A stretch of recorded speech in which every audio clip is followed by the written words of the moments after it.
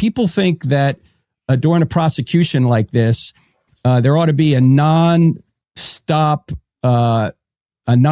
flow of evidence and communication from the prosecution. And when you and I did that show just 2 weeks after Charlie was murdered, you made this point, but I want you to reiterate it, that the prosecution's job is to get the real killer convicted. Why don't they reveal everything they have, Jim? Can you just tell us that again so people finally get it?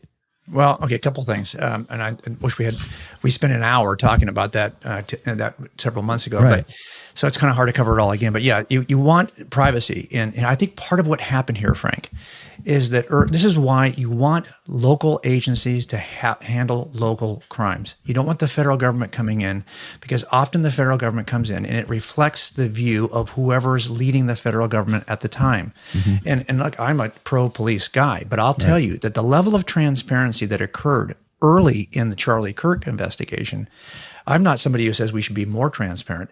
I think they were too transparent in the first 2 weeks. We would never have revealed what the federal agencies revealed of the local investigation.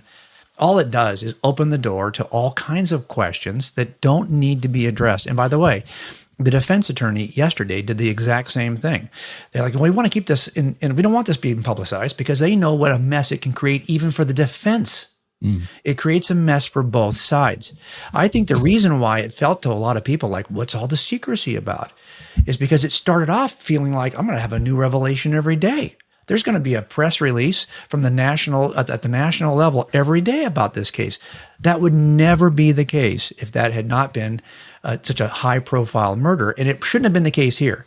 It should have been, defer to the local agency. They're handling the investigation. The local agency should not bend their knee to the pressure of the press.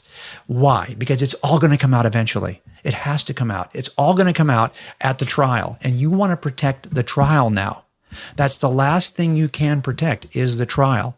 So you keep these things incredibly close to the cuff. Why? If I mention, oh, he talked to so-and-so, you don't think so-and-so is going to be contacted by both sides and the pressure is going to be, no. You don't even tell anybody there is a so-and-so. Just keep it close to the cuff, and you'll protect all of your witnesses. You'll protect all of the evidence, locations, all kinds of things. Now, I think the most, for example, of the conspiracy theories on any case typically come from the little bit of information you do give. And they would be much harder to build that kind of theory if you just kept everything private until you get to the first public trial.